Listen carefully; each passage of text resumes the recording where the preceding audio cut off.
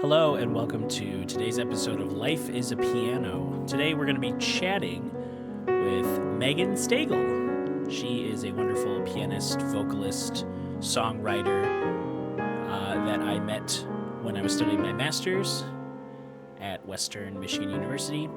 And she now is in Chicago doing a lot of different types of work, and I'm sure she's going to be on some upcoming recordings this year for various projects as an instrumentalist and vocalist. If you enjoyed today's conversations, you can support podcasts like these by going to patreon.com/Dutcher Snedeker. There you can recruit my services as an instructor, a consultant, or a studio musician, as well as get access to video and audio versions of all of the podcasts that I produce, exclusive merch, discounts on merch through the different bands that I plan, like Earth Radio and Blushing Monk, and the ability to catch early tapings of these podcasts in exclusive live streams. So thanks again, and feel free to follow, share, like, subscribe, all those words that go with any of the platforms. Whatever platform you happen to be listening or watching this on, feel free to give it a follow. It helps me out. Share it with your friends, and let others know about these types of discussions that I'm having with other pianists. Also, if you have a recommendation for a pianist that I should chat with, I'm also open to those ideas. You can send an email through my contact form on my website, DutcherSnedeker.com, or you can message me as a patron. So thanks again, and let's get right into the conversation today with Meghan Stagl. I don't want to do that. Yeah, as soon as you turn something, it's like, well, It's all broken now. Yeah, exactly. That's exactly what would happen. Yeah, I've been having the worst luck with my, the keyboard I've been maining since I was in high school. That's just this kind of rugged, stalwart companion. It's now, it needs some TLC with the keys, and the frame is falling off of itself. So it's scary to even put it in a case now, because it's the frame is just prone to lifting off of the key bed. And so I was like, okay, I need to get this fixed, and I don't really want to take this out anywhere. And then my microcorg has always had one key that kind of got pushed up a little bit, and that's usable, but it's still weird. And then I just had a MIDI controller yesterday at rehearsal. It just stopped pairing with my laptop. So I was like, cool, I like this controller and I want to use it more, and now I need to figure that out. So I'm playing with Earth Radio on Saturday, and this kind of lo-fi beats trio, jazzy trio tomorrow. Yeah. And I'm like, all right, I need to use the other MIDI controller that hopefully will work. Everything's just breaking. Whoops. But I think I'm due for an upgrade though, for something. Oh man, yeah, I gotta bring my amp in. It's really, really buzzy on just the first channel. I know it's on both channels now, actually, where it's just been but it's not the cables, because I've gotten new cables. It still buzzes, and it's not the yeah. It's the amp, I think. And it's not. I always wonder too if it's a power thing, and it's if I plug it into this outlet, it sounds fine, or if I plug it into. Yeah, because it's been in multiple outlets and it still does it. So. Still buzzy. It could be because the common denominator is always the amp. Yeah. Yeah, there's probably because I've tried I always like just troubleshoot, like, at Third Coast is when it's like, oh, is it a power thing? Is it how I have it plugged in? Is it something that's running in the chain? Is it some one piece of equipment that's more sensitive to a certain current? Like, because I don't know. It's such a you have mixture. the audio engineering mindset now. Yeah. You like ask all the right questions. Yeah. Well, and then that, but I also like I still have that initial reaction of like, like there's a problem and it's like, well, everything's broken. Time to start over. Time to buy a new everything.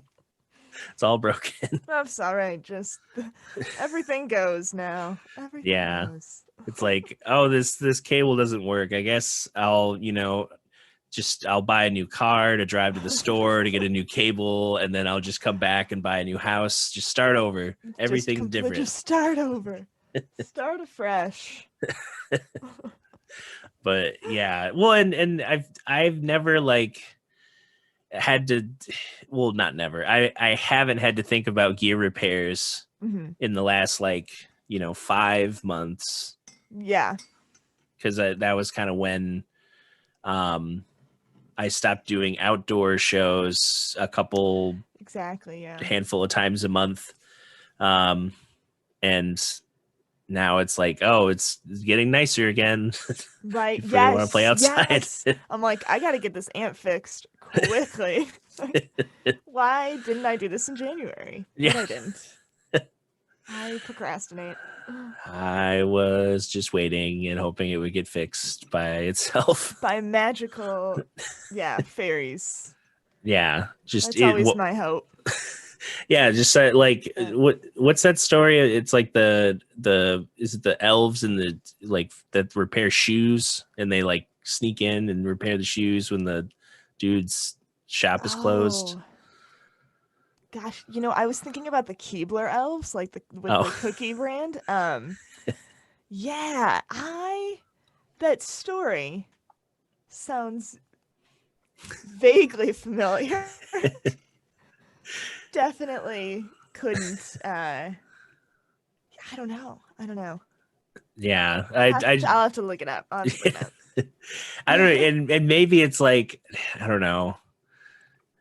Maybe I'm like conflating two stories, or I don't know. It's gotcha. it's all. I trust you. I don't know. Everything in this past year has kind of just been like, it's just been a smear of like things kind of just putting their influencing and information at you, and you're like, I guess I know what's going on. Yeah. Everything's you get like 30% of everything that's happening, but all kind of mixes together. Yeah. It's just a blur of like, who did that, and that sucks, and wait, that's a good thing, but it's bad now. Wait, what?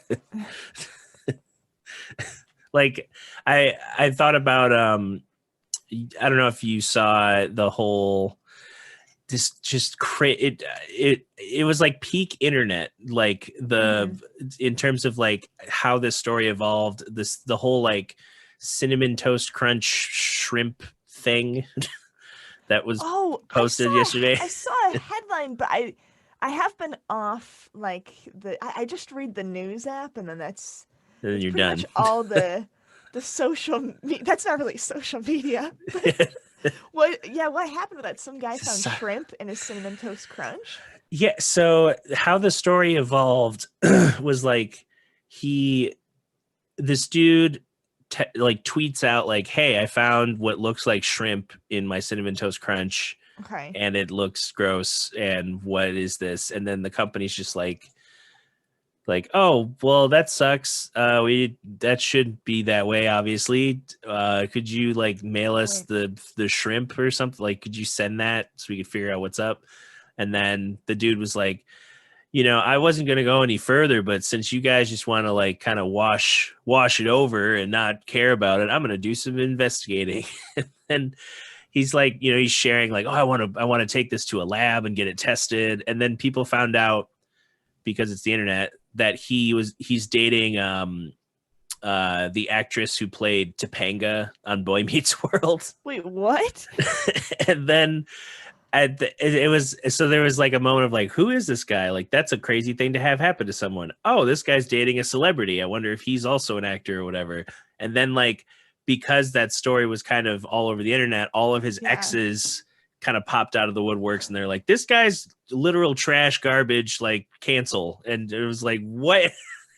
It started with like the weirdest thing, and now it's gone through like celebrity gossip and, you know, like the dipping into cancel culture, like trying, you know, calling out toxic people, and just like it's such an internet thing. Really glad. Yeah, that makes me really glad I'm not as much on the internet anymore.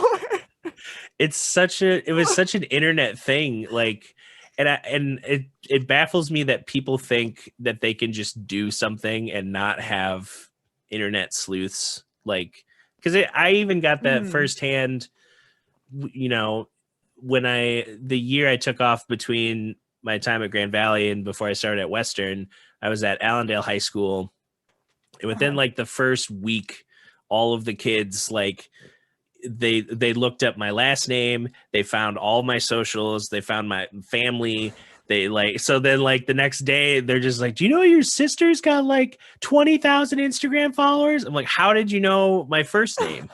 It's like, wait, that is crazy. Oh my gosh. It's like, if kids can do that, like anyone can do anything. Anyone can find out anything. Yeah, it was just like, is that moment of like, oh, you know, the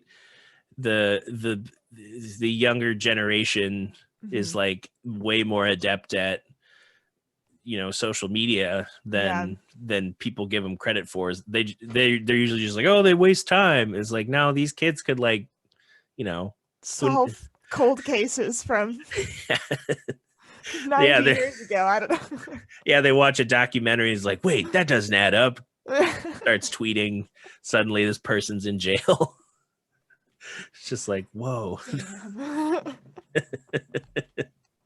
Yeah, it's I don't know. It's like, I think about that too, with like trying to put music on there, just on, you know, social content. I don't know, like, because I see people who, you know, they don't exist on socials, and they have, you know, they have their network and they can get work, and it's fine. Right. And then, but for many others, that's not the case. Nope. It's almost like you have to put yourself on social media in order to gain the networking and the network that you want. Yeah, and I don't know. There's so many like the I was wrestling with the idea of promoting a Twitter I never really use, because I just got a Twitter account under my name with, like, you know, / Dutcher Snedeker, because I wanted to keep it all uniform. Right. And I don't ever post to it.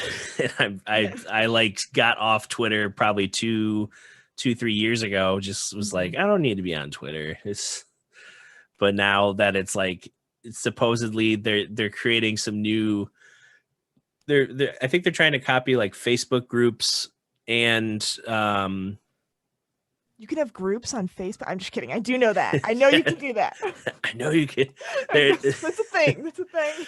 Well, because now, like, you know, there's this app I also never use called Clubhouse, where the premise is you make a room, and then you join, and there's like people speaking, and so you can hear these kind of audio conversations between people, and, you know, it'll be like, you know, random, you know, podcasters or celebrity people or Elon Musk, or like just random people talking about whatever. And then you can join as a viewer, but you can also get invited up from the viewer section up to talk with these people. If, you know, someone's like, oh, it's that person, and they pull them up. So I think that's like being copied by all the bigger social media people now, and there's going to be that version on Twitter, Facebook, Instagram. So it's like a live thing where Yeah. I'm so not adept at that. Well, and the only people I see who use it that I know regularly, it's a lot of like church affiliated musicians. They like, they just they're just used to being like, I'm live. And then they just start talking and people join in and nice. But yeah, it's like, I don't know. It's like that. And then I've been wrestling with the idea of using this, what is it? It's called Stereo, and it reminds me of Clubhouse in the sense that it's like, little icons that like, kind of how like when you're talking on Zoom and it outlines whoever's talking in the screen.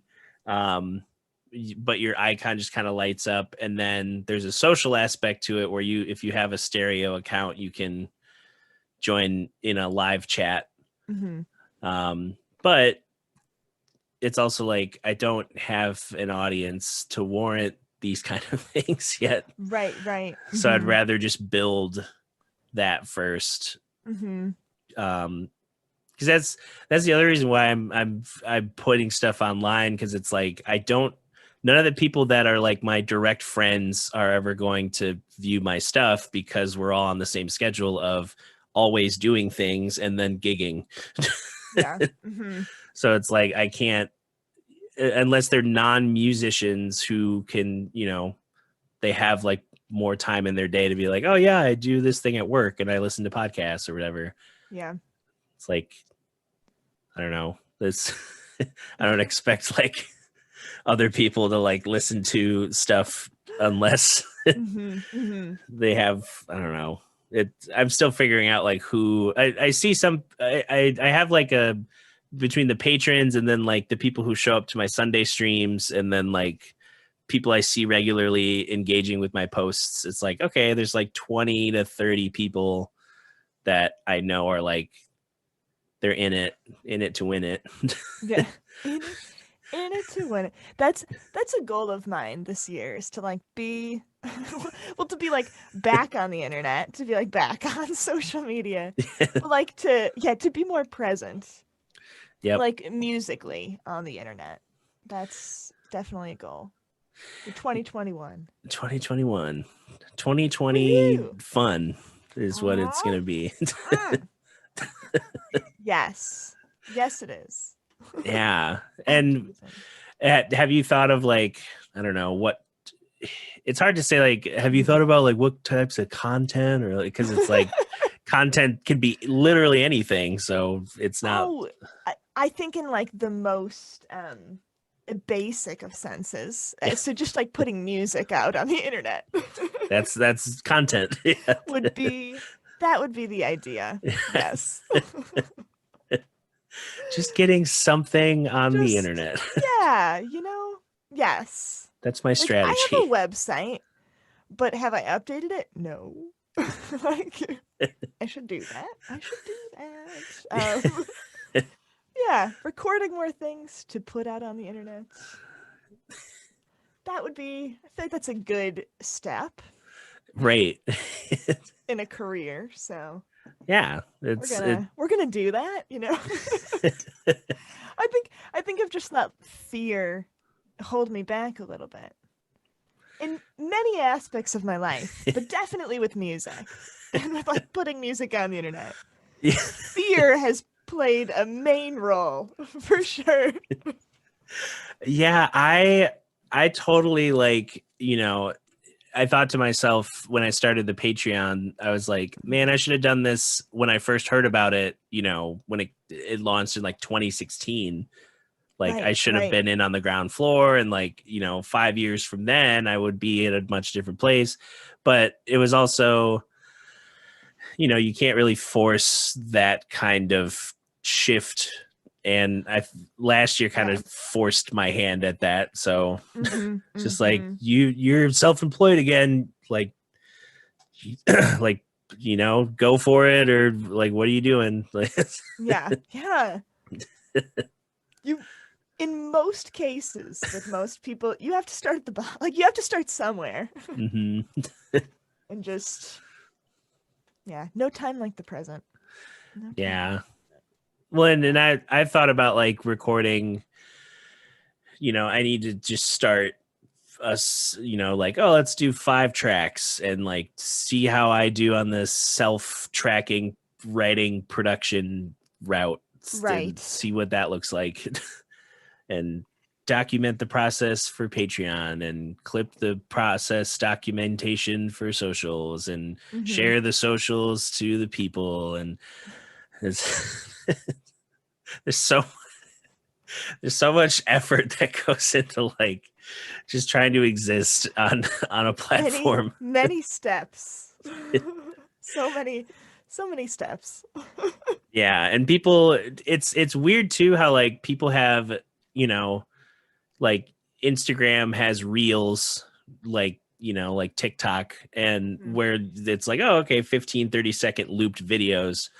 And it's like some people only have the attention for that, but then some other people also have the attention for like, a 4-hour podcast. Woof. And it's like, it's like, apparently you can make any length of media and there's going to be someone who's going to watch it. I hadn't thought about that. But I would recommend not going down the rabbit hole too far yet. We're definitely like dipping my toes in the pool of the internet. We're gonna like slowly wade in. Yeah, like just kind of slowly like dip in, see how it feels, see who's there. Yeah, exactly. Ugh. By the way, does your podcast have a theme song? Are you like, welcome to Life is a Piano? Like, Life is a Piano. Life is a piano. I was thinking about theme music in terms of, because I've been putting these episodes up, but I'm like, how do I want to break it into seasons? Like, what does that look like? Ooh. I don't really have, There's like an overarching story arc to every season. Yeah. These are all people. Well, even like my first thought was like, okay, year 1 is season 1, year 2, season 2. That makes sense. And with that coming different changes with like the presentation, because I usually like this interview conversate, not really an interview, conversation. It'll get, I'll trim the sides, add a couple of graphics that are, very very low budget. Just like oh, I made these thumbnails, cropping things out of the thumbnails for labeling, presentation, and then I usually record an intro video separate. Nice. And then I've been using, at least for this podcast, Serendipity, my song with Blushing Monk.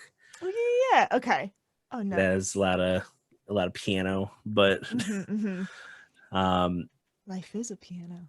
It is a piano. It's it is wonderful. I couldn't find that quote though. I need to find it. The quote that you based your podcast off of. I was like looking for it. I'm like, this isn't the right one. This isn't. Life is a piano - Dutcher Snedeker. Like, you just have the quote now. It's yours. It's my. I am quoting myself. You're quoting yourself. It's my profound statement. Quoting yourself on this one. Nice. But yeah, it's, I don't know. I've always just kind of in life not understood the visual aspect of presenting. Like I see people do it. I'm like, that looks cool. I should probably do that. And then you know, I show up to my own podcast just like like and just being like, hey, this is my room. It's not really a set. It's and then there's like, you know, the people who are like, you got to show your authentic self. Like people want to engage with authenticity. And I'm like, but they also want, you know, like a clean presentation. So it's like, yeah, it's like authentic. I guess is like, it depends. I don't know. I know. Yeah, that word. Authenticity. It's tough. I used to co-host a radio show in college for 1 year. It was terrible. Like I was a terrible radio host. My heart wasn't in it. My heart was not into it. Hey guys, this is another show. I guess another show. It's another one.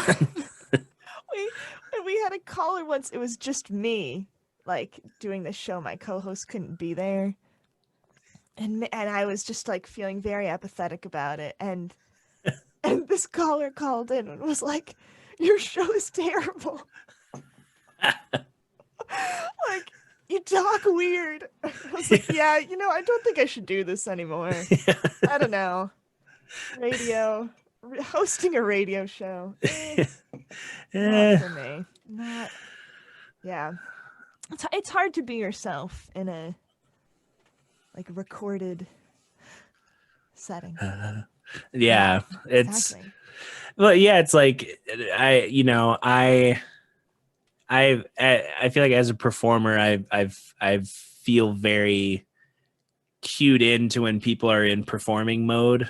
Like, you know, people who aren't necessarily like artists, you know, just people who are like, they're putting on a face, they're putting on a show, they're putting on, you know, they're not there, you know, giving it to you straight. They're just kind of like, this is my version of what you kind of are expecting to see or something. Yeah. Yes. Like having to have like a particular stage presence. Though stage presence is important. Yeah. Like you should have it. But it can be different. Yeah. Yeah. Well, and it's like, you know, I doing these podcasts, I've gotten better at talking to a crowd, but it's also weird with the mask on, and it's hard to like make eye contact with, you know, just being in a mask. And so I'm kind of just like, I kind of pan the room without really looking at anyone specific. And then I just kind of start talking, and if someone laughs or reacts, then I'm like, all right, message received. Yes. Oh my gosh. Every time I'm at a gig and I'll want to talk between the songs, like, and so I'll, like, maybe it's a jazz gig, and so I'll talk about like the next standard I'm going to sing.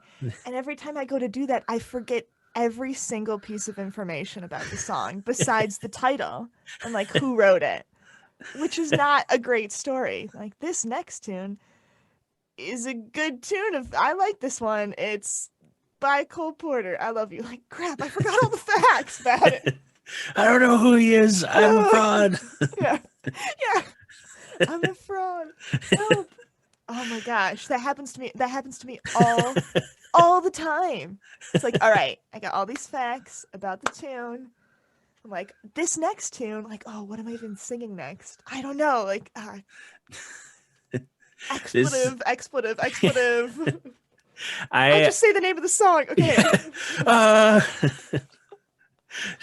Yeah, it's I've gotten at least, because I'm, you know, I always tell people I was a bad jazz student because I retain information, but my pathway to jazz wasn't like, you know, it's like, oh, I had these two records and they were the only things that existed, and I studied them like crazy, and now I'm a master. It's just like, I was just inundated with all styles of music starting in like middle school, growing up. and then and I grew up with like, you know, big band jazz, Motown, soul, blues. Nice. And then like middle school was like, oh, we're getting like some rock, some like different versions of metal, different, you know, different world music, cultural music, like just all over the place. And then yeah, to get to jazz, it's like you haven't heard this iconic album and transcribed this iconic lick from this iconic solo. No. That's so funny, Dutcher, because I empathize with that in that growing up I hated jazz. Like I actively did not like jazz. My dad, he plays a trumpet in a big band for fun. He loves jazz. And growing up, like I would ride in his car and he would put jazz on and I would be like, let's change the channel. Like, I don't this like is this. Garbage. I think it was one of those things where you dislike what you don't understand. Right. You know, like I just didn't get it. I didn't get it. And then in college, it wasn't until like halfway through college when I was like, let's just like try this. Let's for just fun. Let's dip the toes in the pool, in the pond. In the jazz pond. In the jazz pond. But I started from a place of like not knowing anything. Like I literally knew nothing. Like, absolutely nothing about jazz. So it's funny to look back now and be like, oh my gosh, remember when I didn't know what trading fours was? It's like, where do I get the fours and who do I give them to? Like, Dutcher. This is a long-winded story, but if you don't mind me telling it, I'll try to condense it. No, you tell it. Okay. That's a podcast. Okay. Is this what you're supposed to do on a podcast? Is this the podcast? Is it happening? Are we in a podcast? Are we in a podcast? I'll tell the story then. So sophomore year was when I took my first like jazz piano lesson and also jazz voice, jazz piano. I went to like a pretty small school. But they had a few like jazz chamber ensembles, little combos. And a few weeks into my first jazz piano lessons, my professor was like, Megan, you should be in a combo.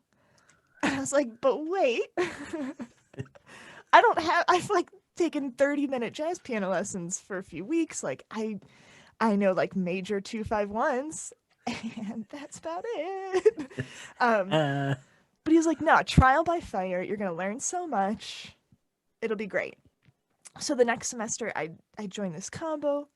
And it was of course like I was the only girl, but they were very nice. Like they were very sweet, but I was just very intimidated by them. They had all done jazz in high school. Like, you know, it just seemed like they knew what they were doing. Right. Like, I don't know anything about this. Okay. And we would play these songs and I would get lost every time in the solo section. Like, if there was a minor 2-5-1, I would just play a major 2-5-1 that ended on a minor 1 chord because half diminished chords scared the ish out of me. I don't know if I can swear on this podcast. Oh yeah, you can. Okay, well, they scared the shit out of me. Flat 5, no thank you. Like that doesn't make sense. If there was a diminished chord, I would just skip the whole measure. I would count to 4 and then I'd come back in. Like on the next, I had no idea what I was doing. And I think we were playing Corcovado, and, okay. And we're like jamming on the song, and we were going through all the solos, and I wasn't getting lost. First time ever, felt great. And our professor, who's playing the drums, because we didn't have a drummer, he during the bass solo was like, "All right, guys, after the bass solo, like everybody, you're gonna trade 4s with the drums. Megan, you're gonna start." And all the guys are like, yeah, and I'm like, yeah. Except, Hey. except I'd never heard that term before. Like nobody had ever explained trading for, like, what is trading fours? I had no idea.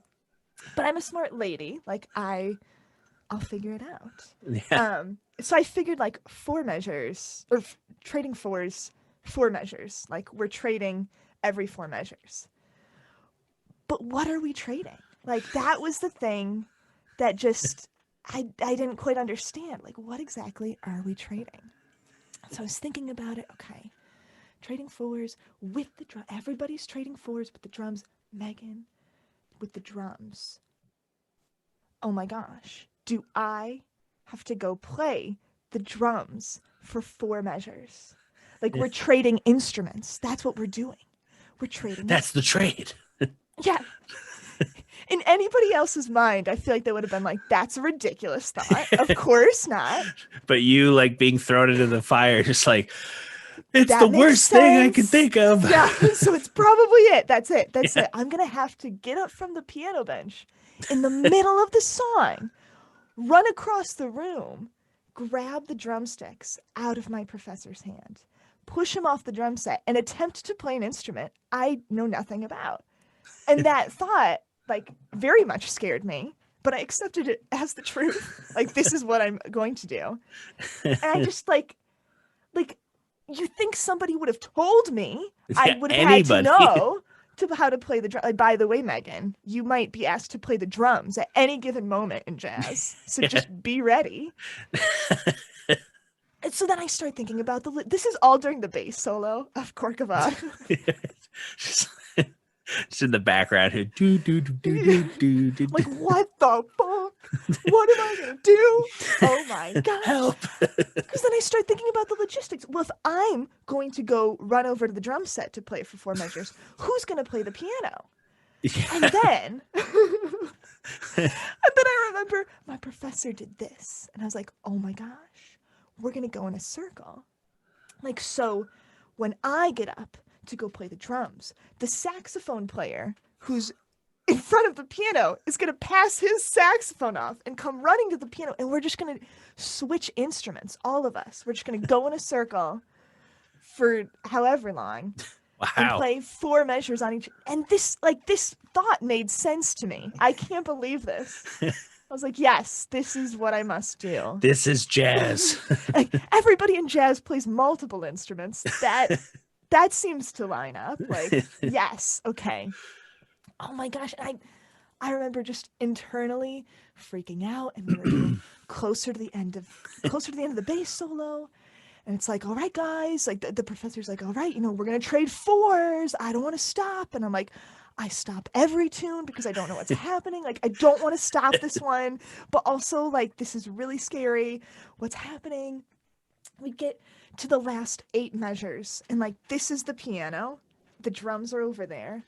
I am sitting on the bench like this because I'm getting ready to run to the drum set, to go play it. Like, I'm ready. Am I going to get up on beat 3 or beat 4? Like, how long will it take me to run to the drum set? Like, 4 measures until the top. And I finally am just like, the professor's like, all right, Meghan, like, you ready? Like, trading fours. And I lose it, and I yell like, but I've never played the drums before. And everyone just stops playing at the same, like, everybody just puts down their instruments and is like, what? And that was the day that I learned what trading fours was. And now I know. Now I don't try to sprint And now I don't tackle try to the play drummer. the drums. Yeah, exactly. Starting Wow. from the bottom.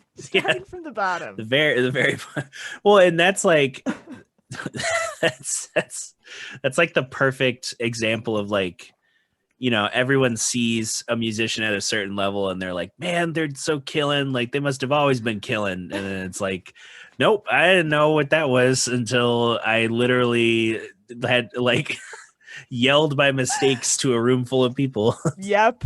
Oh yeah. One time in that same combo, we were playing some modal tune, and my professor was just like, oh, Meghan, play some chordal voicings on the piano. Chordal voicings on the Oh, piano. And I just instinctively responded like, but I am playing chords. Like, because I just don't know. I am playing Like, chordal. no. I am playing chords. What are you talking about? Oh, fourths. Okay. Now I know. Awesome. Now I know. Yeah. Now I know. That's like, yeah, that's so funny. That I'm sure, because with classical, so much is like written out that it's like, Right. I think of my classical upbringing of like, oh, what's this? Oh, it's marked there. There's a symbol, and you do that when you see that symbol, and that's it. And then with jazz, it's like, don't trust any of the fake books. They could all be wrong. You have to learn it by ear. Nothing's been codified apparently in, jazz's existence. And it's all up to you to restart the journey of it's like you gotta learn it by ear, man. It's like, oh man, there's no reference other than the recording. Nope, because every 30 years old heads just burn all the charts, so there's no charts. There are no at the beginning, my worst nightmare, really. Like, oh gosh, so uncomfortable. And even I don't know, even now I feel like I find myself starting back at the beginning. Like, again, it's like, oh, it's just about the first concepts I learned. Like, let's go back to that. Yeah. So just like, oh, landing on the third, like voice leading. Wow. Oh, that always works. Hey. It turns out that's a great way to get through a tune. Yeah. Who would have thought? Yes. Well, and like doing these jazz residencies, I'm trying to find that mix of like songs that I want to play and songs that that are, I don't know, good learning experiences. And I think of like Saturday I hired Aiden Cafferty, and he always he brought tunes that I haven't played in forever, because we used to play them together with Brad Fritcher whenever Aiden would be on this side of the state. And Brad would call, like I was playing like, yes, but high school big band was, early jazz, high school solo and ensemble combos that turned into my first jazz combo, the interruptions, because we could never go through a whole practice without interrupting each other. And we had a name. There's some hilarious recordings I found of us playing like Watermelon Man. Nice. Oh, and, yes. And our sax player like leading the charge super strong, but also super sharp. Just the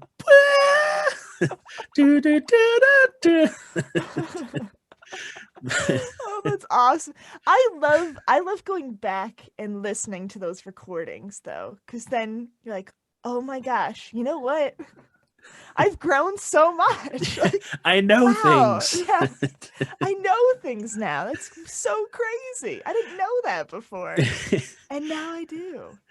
Yeah, I recently, sifting through some CDs, I forgot that like pretty much every year of high school for the big band concerts and wind ensemble concerts, they were all recorded. So I have like CDs of like wind ensemble and jazz band, like, oh, I took a solo here and I remember how nervous I was, because it's just like like one chorus, I'm just like, it's a blues, okay, blues. What am I gonna play? Yeah. Well, and then there's like, I would pick some jazz stuff mainly from Aquinas Jazz Camp and Blue Lake. So it was like 2 weeks out of the year was when I'd get any sort of like instruction on it, and everything else was like, okay, it's like, what does my band director know? He knows he's a flute player. He knows a little bit about, swinging and a little bit about jazz, not really much else. And then, it was kind of a combination of like, oh, these people kind of know jazz at the school. Our band director's proficient at playing, and he's had experience running jazz bands, so he's picked up, stuff doing that, and just trying to figure out like, what do I do with all this technique I have from classical playing? Right. What do I do with this? And just hearing those old recordings, I've been meaning to like save them somewhere more easily accessible than just like, oh yeah, this drive I have in storage somewhere. Because that's such a flashback of like, I remember those moments. Yeah. The feeling. The feeling. That's the feeling right before you take the solo.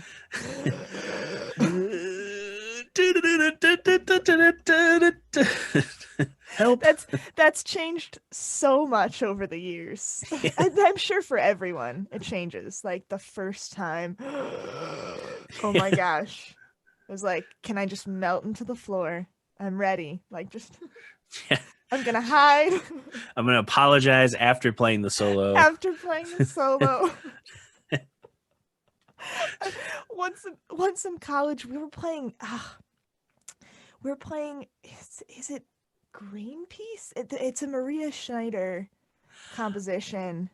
Maybe. I think that might have been the name of the tune, but it had an accordion part, and for some reason, I was asked to play the accordion part.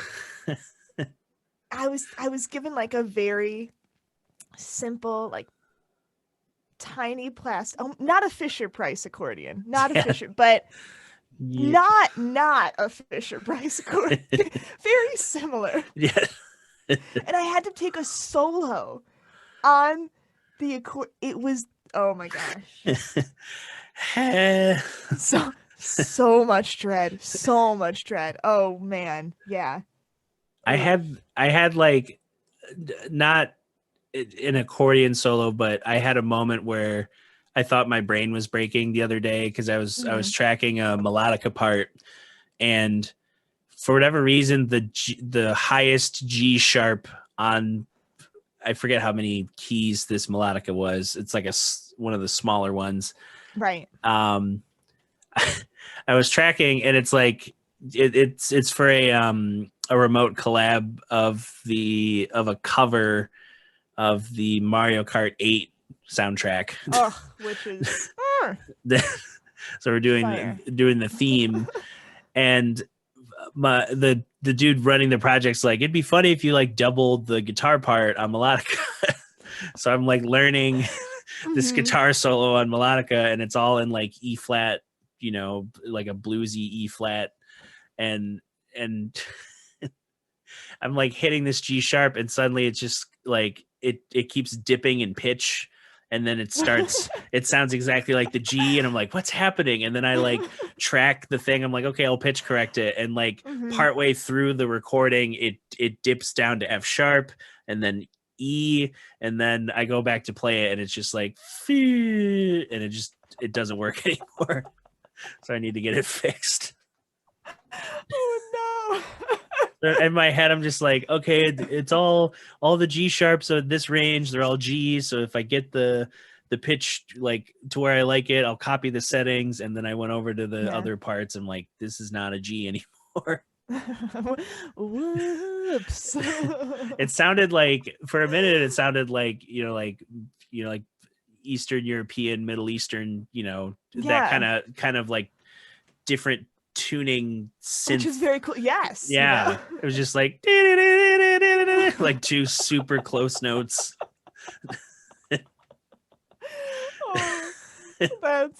Oh man, that's awesome. I find like those experiences though, or at least for me, like taking that accordion solo and absolutely shitting all over, just like really not doing so hot on that. I feel like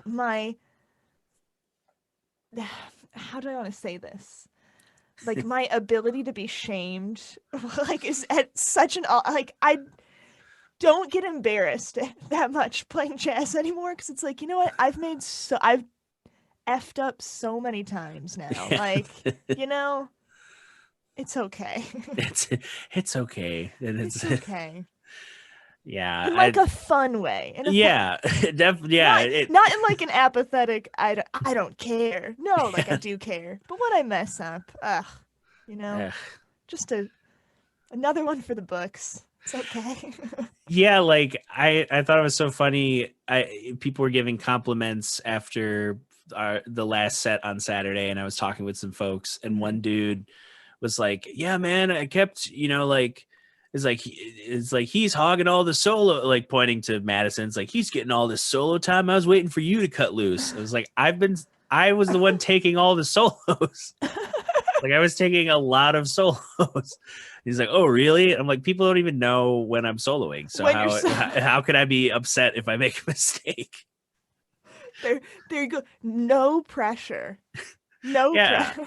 And I'm like sitting there, and I'm like, I'm getting into it, and I'm playing, and I'm like, this is feeling good. Like, okay, like try this out. Oh, this is fun. And I'm like, just, I feel like I'm playing like pretty present and loud, and then someone's just like, "I don't know when you're soloing." And I'm like, do I have to hit the piano? It's like, what does a piano solo look like to you?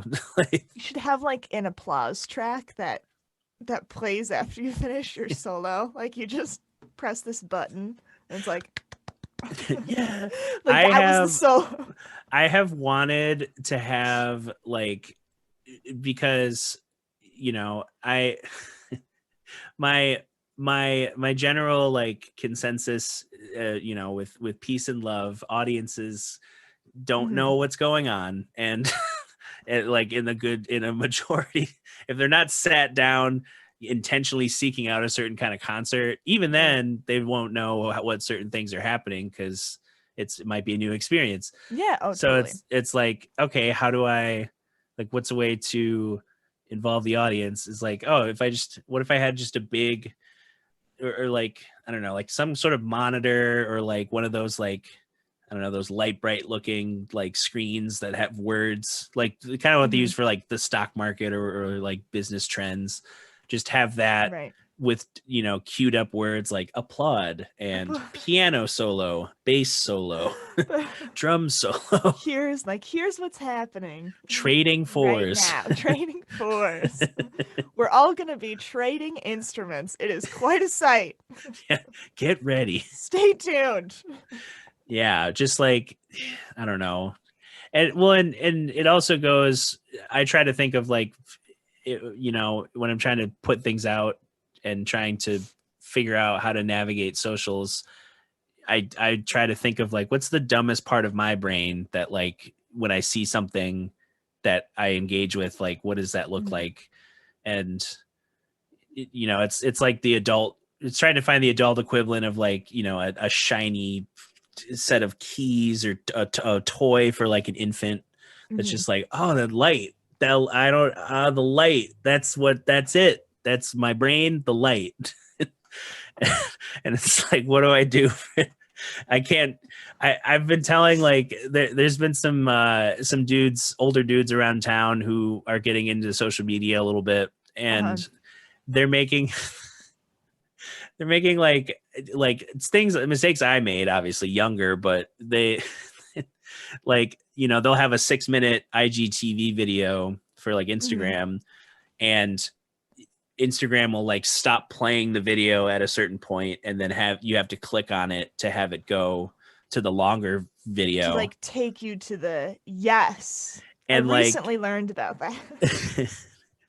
and so like the only thing that's shown in the window of time that it's auto playing is just like, he's like, "Hello, my name is this person, and I'm going to be sharing today with you a tune that I grew up playing, a typical jazz standard that." And and it's just like the introduction. And you're like, "No, play something, play anything, and then do your thing." It's like, so true, but they're probably better at talking in between songs. Yeah. Then maybe Right. like people like us. Yeah. Yeah, they're probably better at So- like actual crowd work than Double-edged sword there. Double-edged sword. Yeah, well, and it's like it's understanding. I guess you have to make those mistakes too to be like, oh, well, maybe I'll put the longer form video on IGTV and then clip out a promo of me playing, and it's like that's fine because then people have two ways to kind of get at a thing, or I don't know. And every platform's like, oh, we all want you to engage with us all the time, every day, even though there's millions of platforms. And it's like, I don't have time to like put like Facebook. Like you mean your patrons, or like people's patrons want them to engage with them every day, or like creators want people to engage with them every day? Well, like, I guess it's like the platforms, like, because I get that people aren't going to listen to what I do every day or ever. Yeah. Like, there's just too many people. They're- There's just way too many. I can't be that broadly appealing. So I'm just putting out what I want to put out. And there you then, go. but like with the platforms, it's like, even though like Facebook owns Instagram, and even though, Instagram, I seem to get a decent amount of like, I post something, people see it, there's a little bit of engagement, not a lot of comments, which is like, okay, what do I have to do? do to get more? Yeah, it's like, because now the way they keep changing up how the algorithms like push content. So like for Instagram now, it's like, it used to be, for years, it was like, oh, likes and comments. That shows engagement. People see it, they like it, they comment, boom. Now it's like, okay, that's number 3 and 4 in the priority tier. The first two are what's 1 and 2? Saves and shares. So if you share it to your page or your story, or you save it. There's I feel like this podcast is you just teaching me how the internet works. So Instagram. You can save just on Instagram, not on Facebook now. Yeah, well, I guess both. They're like both have not like saved to your computer, but like you can make like, I think it's collections in Instagram, and then like saved category. It's kind of like, instead of like, like how on Spotify you save a song to a playlist, you just save a video to a collection. So I save like, like, oh, drummers playing that I might want to make a beat thing with, or like stuff I want to transcribe, or I don't know, just look, because I don't know, that's I guess part of it. But it's also like more people are sharing, I think, than saving. And I didn't even know you could save. So yeah, so then for sure today I learned that you could. I was this day old when I yeah, I'd rather not say that. It's well, and then it's like you spend all this time and energy just trying to figure out like what works on a platform. But it's also like there's the weird thing too, where if you do try to make more of an effort, then the algorithms start being like, hey, like, we want you to spend money, we want you to promote your ads and promote your videos and sponsor your posts, and so you kind of get locked behind this weird tier, at least from what I've observed. Because like my Facebook is just like, it's where it's like, for the most part, there's like in terms of the positive and negative of like Facebook. The positive is like, okay, it's one of the oldest platforms, a lot of people know how to use it. People who are, like my grandparents have a Facebook they use twice a month, but they still know how to log on and use it. But then on the negative side, it's like algorithmically everyone's kind of put in their own little boxes. So it's hard to see what everyone's doing, because Facebook is prioritizing engagement. They want you to, they want you to open your news feed and be like, oh yeah, I like these, these types of things. I'm going to see these types of posts. And then if someone else is posting about something unrelated, you might not see it. Not see it. Okay. Yeah. And it's like, people have like, I have like 2,000 Facebook friends. I don't see everyone's posts for sure, because that's like, otherwise my news feed would just be like crazy. So it depends on like who you engage with. You see their posts. Yeah. And then, to a positive, sometimes it can connect, like, oh, we're all interested in, I don't know, we have a Cajun food cooking club and we've connected all these people from all over the region or something. And then the negative side is like, it's like, oh, all those people who stormed the Capitol, like they all were in Facebook groups just simmering for months. And it's like, it's like, okay, but how do I loved the meme that was like last year where it just was showing like, it's like pandemic, murder hornets, political unrest, wildfires, all these horrible things. And then at the bottom, it's like a musician like way in the back, like, please come and check out my live stream today at 2. just like objectively like the least important thing. If you want, you can come. That cuts deep. that one hurts. Yeah, because I know, I've gotten to the point too where I know like some people are never gonna think about what I'm up to musically until I'm physically in the room and they ask me and that's fine. And then other people are gonna want like everything I post, they're gonna want to absorb something, and that's cool. And then there's gonna be, like I'm gonna spend the next 2-3 years like figuring out podcasting and figuring out more regular content but like but like trying to I've always viewed content as like develop, you're developing new skills. And then it's, I don't know, I am for figuring out how to coexist in the virtual world and in the physical world. In the in-person, because they can all play together.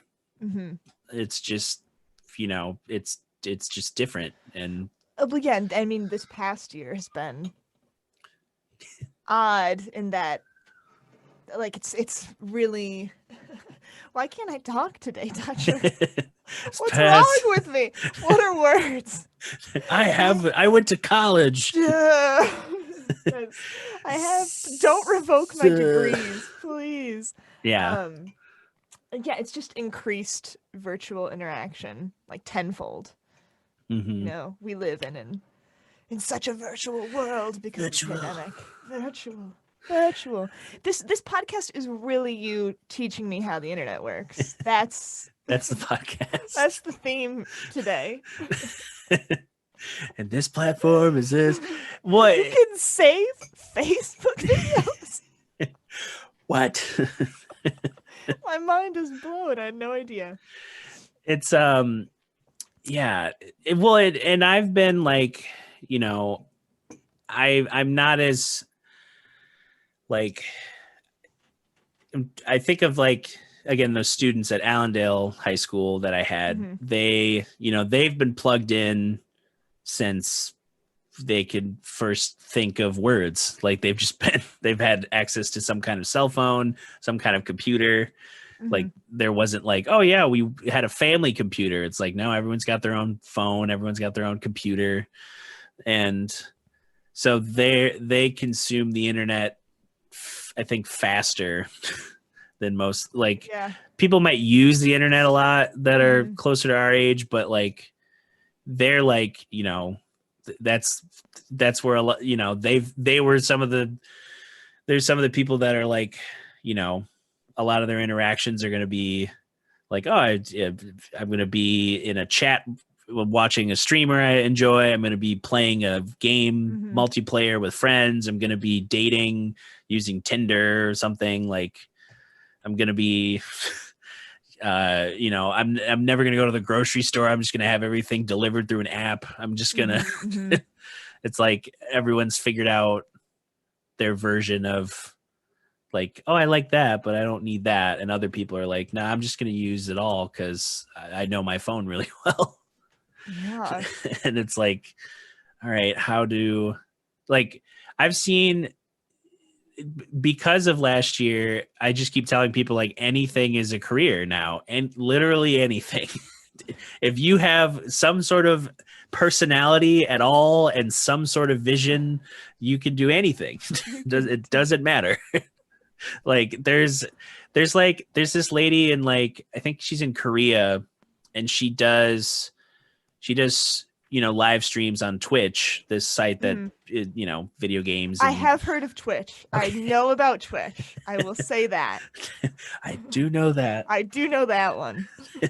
and she, I think her like profile name is Miku, or I can't remember, but she like, it started as like, because she's also an animator, it started as like a pet project where she bought some motion capture gear, because now for like $300 you can get like a rudimentary motion capture thing, like how people, you know, like if you think of like a movie, the suits with the little puff balls all over them, and they're in front of a green screen. Like, you know, like the Avengers or something. Nice. And it's like, they're not really on Mars, they're in a green screen. Yeah, in they're studio. At studio H at at this facility. And so now consumers, because VR, virtual reality gear has, you know, they've tiptoed into the consumer market, there's now these other companies being like, oh, what if people had access to motion capture at their house? Because a lot of streamers like use very basic green screening to kind of put themselves in whatever they're presenting. And so this lady like made a suit and started motion capturing and, or like, I guess designing like a character model, and, you know, different outfits, different presentations. And she could literally like on the stream imprint this model on her body, so that when so like if I was wearing the suit and had the motion capture, you wouldn't see my face, you just see this like animated texture. Okay. And it was like fully like articulate, like she could use her fingers, she could like she was walking around the room, she could do like very, you know, not super expressive, but like still noticeable facial expressions. And that was kind of an early indicator of what's evolved over the last year, the VTuber trend, where you're not just a YouTuber, you have a skin that is your like avatar, and it's not like, oh, I'm playing, you know, a game and I'm controlling it with a mouse and keyboard or something. It's like, I am this character and I can move my arms and hands and present myself as this character.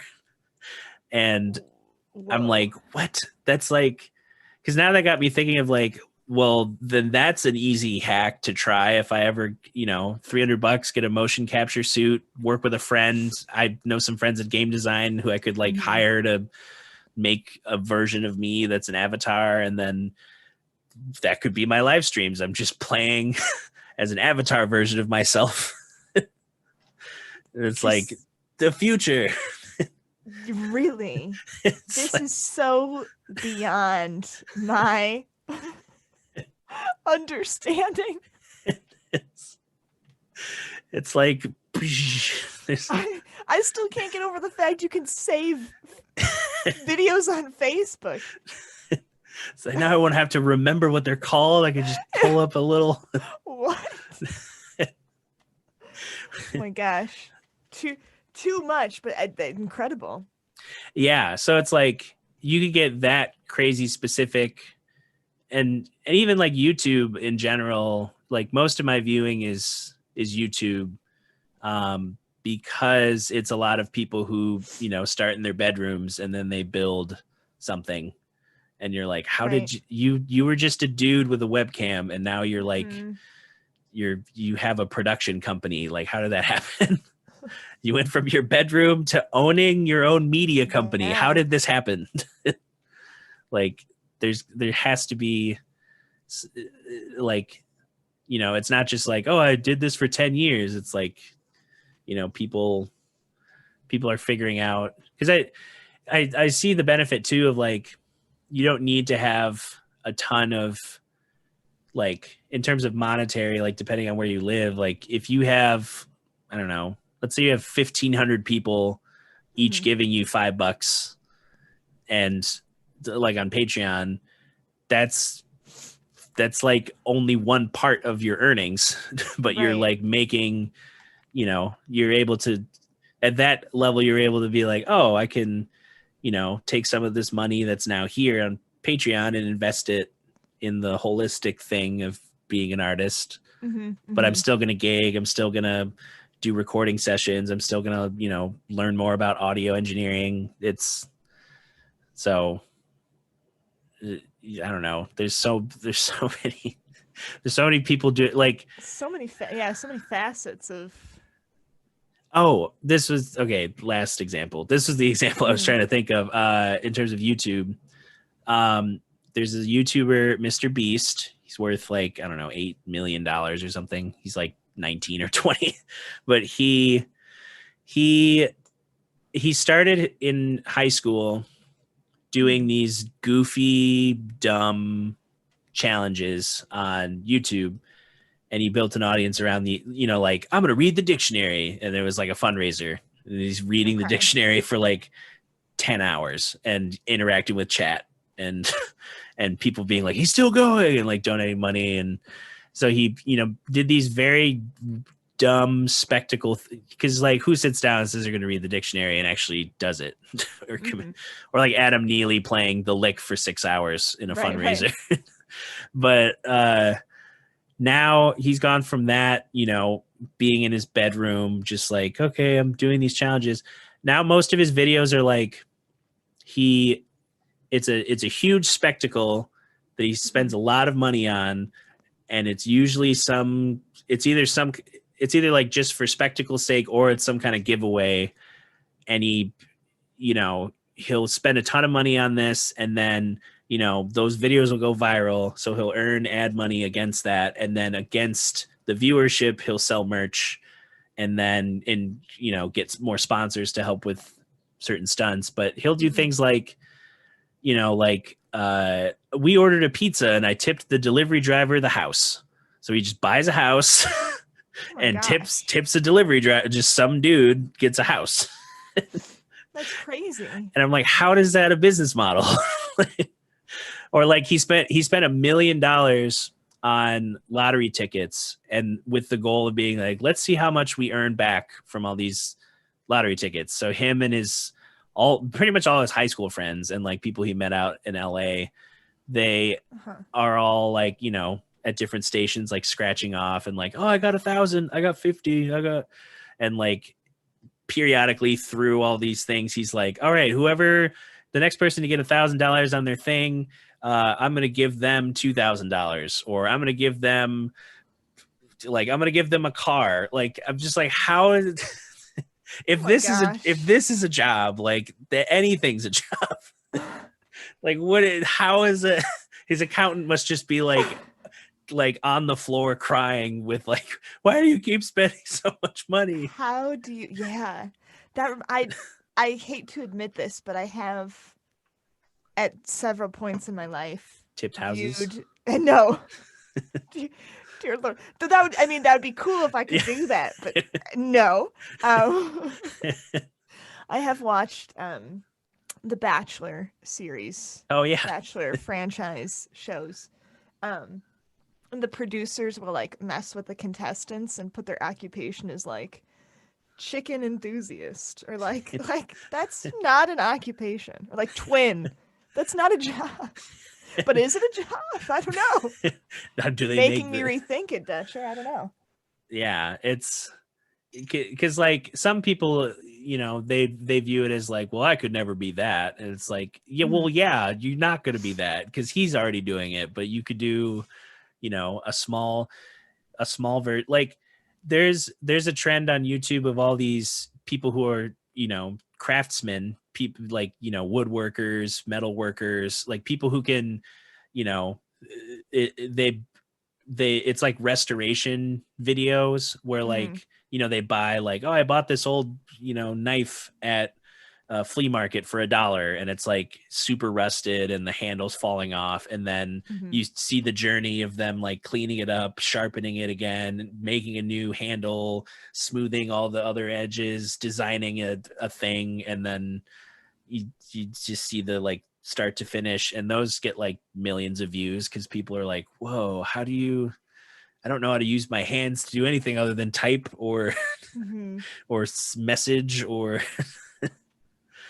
so there's, I don't know, there's just something, there's a channel where all this guy does is he works at a place where he has access to a hydraulic press, and people are like, can you press a Furby? And then you'll just stick a Furby and do the hydraulic press, and then show the slow motion footage of this Furby getting like pressed under tons of pressure.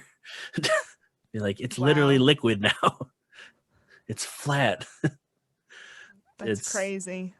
So I see all this and I'm like, okay, me playing piano and doing whatever, like podcasting or that's not so far out of left field because other people are doing even more ridiculous things.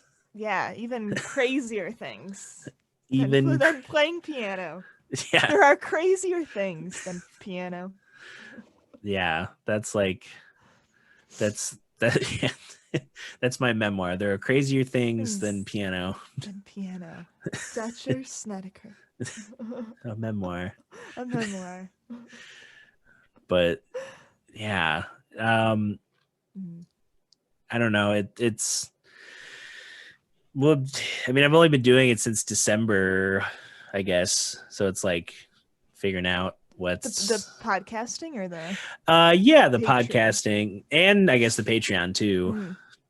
So I'm just kind of learning things as I go, and that's all I can do. You know what? That is how all of life works. You just learn as you go. Yeah. I always thought like, oh, I'm not ready to do this thing. Like, oh, like I'm not gonna be a musician. Like I'm not gonna do the musician thing until I know this thing, or until like I'm able to do this. But that's just not how it works. You just do it. Yeah, you get do better. it. Yeah, and then you get better. You learn. I was trying to think of your Trading Force story, like thinking of my own version of Trading the Force. Trading Force disaster. I do remember, like, I vividly remember competing, and I competed up until my piano instructor left when I was in like 10th grade. Okay. And I remember as like a 9th grader, I had learned Rhapsody in Blue, and I had it like all memorized, and we had worked on like memory points and like, all right, you like start, you know, he was just drilling me on like start at M, okay, start at S, like just like being able to like do whatever. But then I walked in, you know, in my head, like, I don't think I'll know the judges. And then it was like, you know, David Lockington, who was like the longest serving, like, you know, he retired in the last 4 or 5 years, I think. But he, you know, he was the conductor of the Grand Rapids Symphony, and then the assisting conductor, John Verino, was there. And then like this other like piano professor, Julian Van Weingarten, I think was there. and it was just like, these are all people I know. Oh no, yeah. And like I was also playing. My professor was my accompanist, so I was like, I can't. If I mess up, he'll know everything that I messed up. And I remember just like I got to a point where there was a break for me to do some solo part, and I just like couldn't remember what the next chunk was, and I probably skipped like two. Like I don't think there's any length, but I just skipped like 2 memory points, which was probably like, a page and a half of music, and I just started playing, and I just hear my professor or my instructor like turning pages, and I'm just like, oh, they know I'm not gonna win this. Dang it! Yeah. Just like freaking out the whole. And meanwhile, they're probably just like, okay, you forgot, and then just write down. All right, yeah. They've probably seen that so many times. Yeah. You were in high school? Yeah, well, and it was a competition too. It was freshman in high school up to freshman in college. So I lost to like a dude who played like some Mendelssohn piece, and he was a college freshman. Gotcha. It's like he probably knows how to play the piano. At least you had that experience, Yeah, there was that. Or even this one actually I remember more vividly because it was like I had joined up with in high school. I was a junior. Yeah, I was a junior, and I was in this band that was all seniors. So already that dynamic of like, these people are older and they're like the cool kids. They know more than me, maybe, or do they? I don't know. Yeah, and I was on guitar, so I was like, not my best instrument. So I was just like trying to learn stuff, and we would do covers of like like The Strokes and Block Party and all these a lot of Guitar Hero songs, but and some originals. Nice. And I wasn't the singer. I was just kind of I was the lead player because I had enough technique to be like, this is kind of the blues, and here's some 3-note patterns, here's some 4-note, and I was comfortable in that role of like, okay, I'm going to be the one soloing. I got to just learn chords. I don't really know what tone is. I just have an amp. Let's just do it. And we signed up to play Festival of the Arts, which I don't know if you've ever done a Festival of the Arts in Grand Rapids. No. It's like they basically turned downtown into like a huge sprawl of like there's 5 stages. There's music all day for like 3 days. It's, a bunch of food vendors, thousands of people show up. It's free. Cool. And you get all kinds of, like, oh, it's like Miss Shirley's Dance Academy and Bethel Methodist Baptist Choir funk fusion band. And then, a person from GRCC doing classical guitar, and like anyone, it's just like all different kinds. So we signed up, and the day of when we were supposed to play, we all, we're all loading in, and the singer in our band, he was like, yeah, I was up really late because of the all-nighter, and I don't think I'm going to be able to sing any of the songs we do today. And I was like, I don't know any of the words. And we had like 3 tunes that had no words. So I was just like, and I was going off of the title of some of the songs we had co-wrote. One of them was like Friday Night. And I was just like, what do people do on Friday nights? I'm like mid song, just like, there's no work or school. Just like, so you were singing then? Yeah, I was singing. I was trying to be like, like bluesy, rocky, like, but no you know, I was like already like, this is my first time playing guitar other than at school. This is my first time singing, and it's something that wasn't just like elementary school. This is, you know, I don't know any of the words. Some of these songs don't have words. Making up words on the spot. And then the only thing that saved us was that we closed our set and with Killing in the Name by Rage Against the Machine, and the drummer took the lead, and I was like, oh good, we can yeah. Okay, just play guitar. Don't have to worry about the vocals on this one. Yeah, and like the only people in the audience are my parents, and I'm just like, oh, what are they thinking right now? They're just like, I got off work early, and he's not even playing piano. Like, what is this?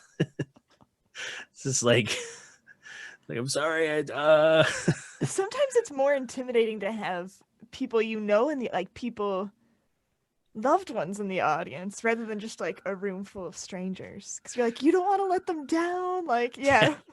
I swear I know what I'm doing. Yeah, like a promise. Yeah, this isn't my first time.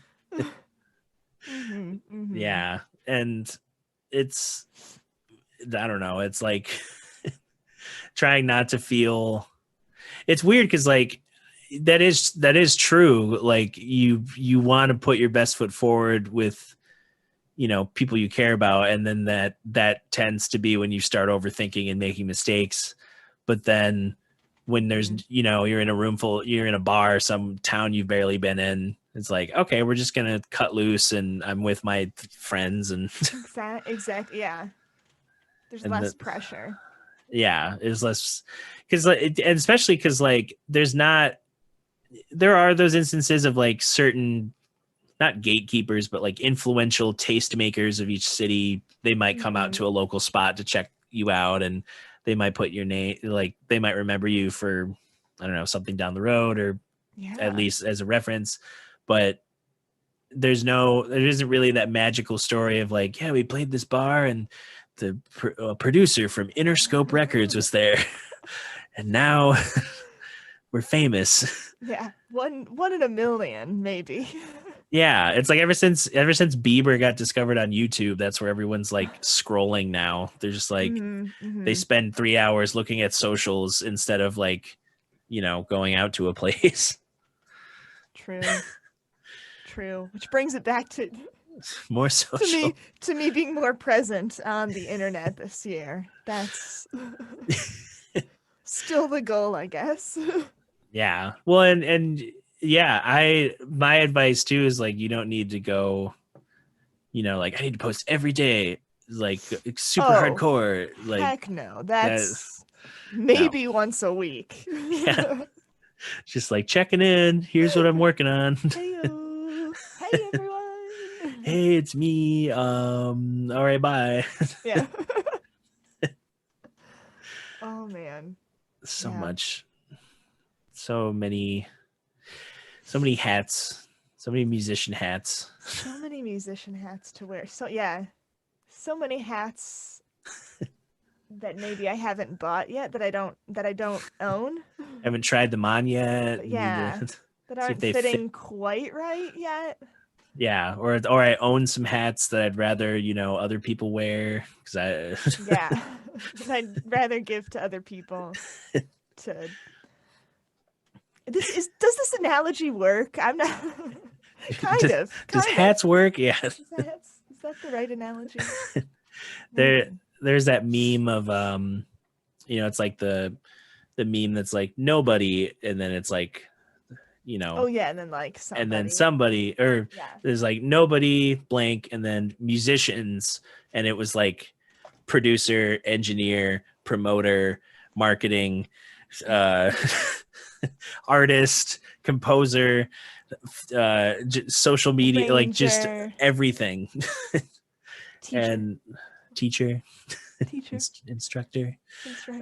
And then I think of like the one time I opened for Billy Strings with Mark Lavengood, and I got to see his whole operation, and I'm like, this team like there was a wisp. It was like before marijuana got legalized, and they were like just starting to get into CBD, Right. like in the market.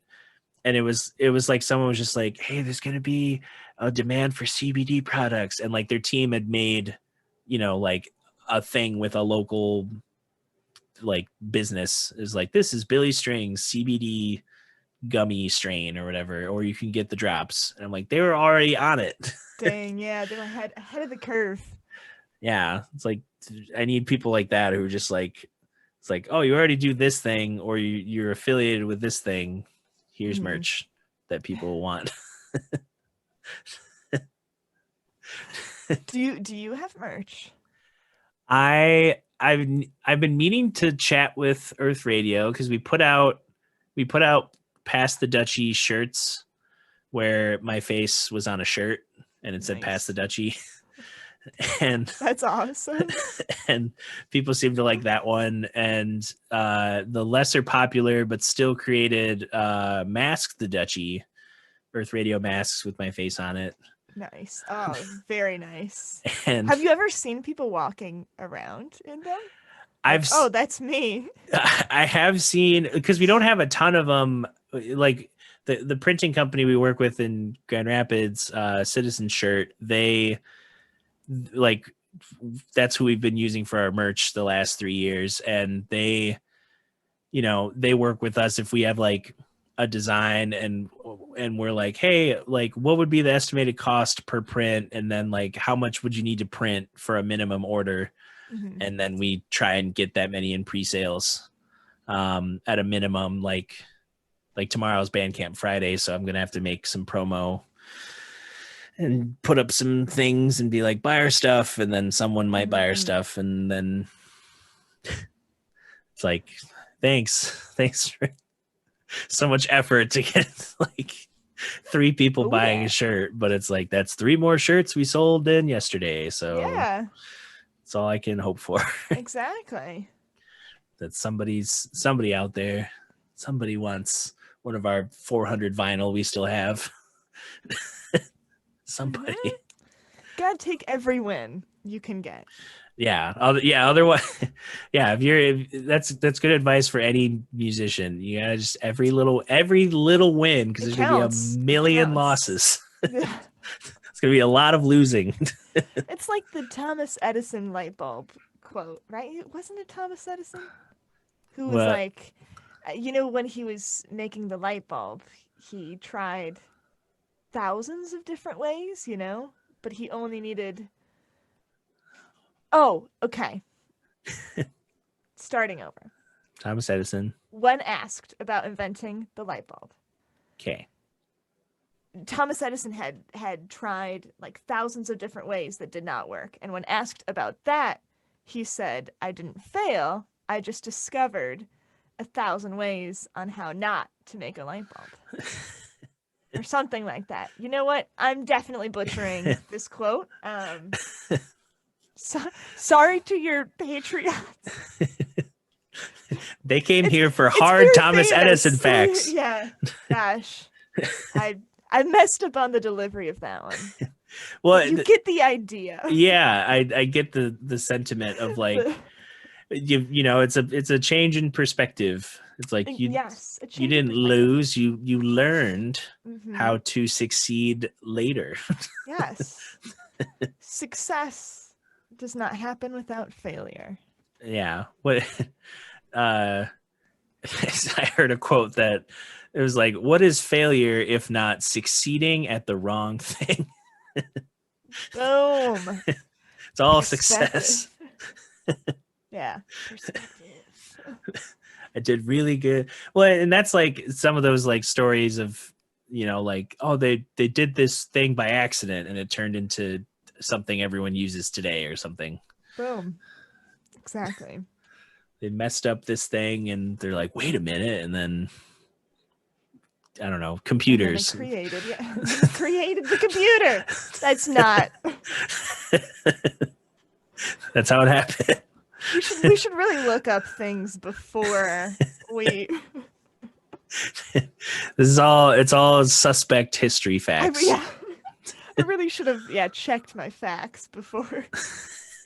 before speaking about him. Whoops. Yeah, that's where people like when this more people view it, they just in the comments are like, these people know nothing about Thomas Edison. You didn't say that. This is stupid. You should have known this quote. It's like this, and it's like almost the same thing. Yeah. Whoops. You know what? I don't claim to be an expert on pretty much anything these days. So yeah, it's my bad. As much as I say that I'm not an expert, a lot of people are asking for my expertise. So I kind of have to like figure out what that looks like. It's like I'm an because I am at the point where, you know, when you're 2 degrees into a thing, it's kind of hard to like change a path. You can, but you know, it's like, and I've been playing piano since I was 8, so it's like it's the longest running relationship with anything other than like living on the planet or knowing my family. is the piano. Yes. Yep. Yeah. Same. Yeah. You started super young, or? I started in first grade. I could not wait to start because I have I have 2 older siblings, and my older sister, she's like 7 years older than me, and she was taking piano lessons, and she would play a song and I would just run into the room and be like start dancing. And then she'd stop playing the piano and I'd like try to like play stuff on it, like make music. What is this? Yeah, I was very interested at a young age. I was just like a very sing-songy kind of kid. Most kids probably are. But I was, yeah, I think I was.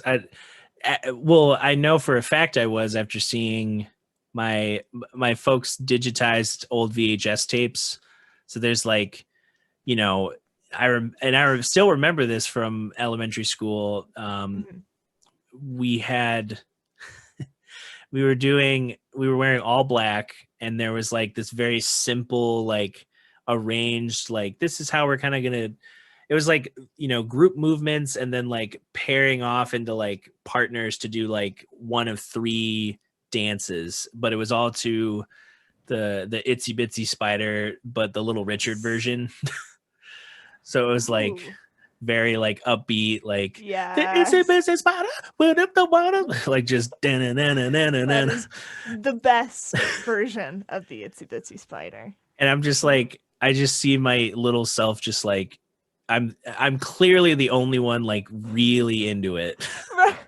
And just like so into it, and I'm like, I have not thought about this in so long. Sing-songy.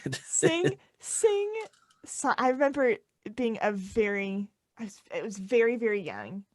And I was trying to use the bathroom, but the lid to the toilet was down, and apparently I did not have the upper body strength to lift the lid. So I asked my dad to like open it for me, and after he did, I just went like, thanks for opening the potty. Like, la, la, la, la. It's like, what the heck? What is my kid doing? Singing about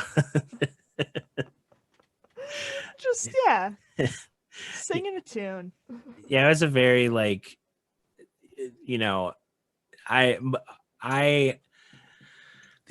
remember all the times that I got in trouble for talking because I was just a very energetic, talkative, enthusiastic, like I just want to learn and have friends and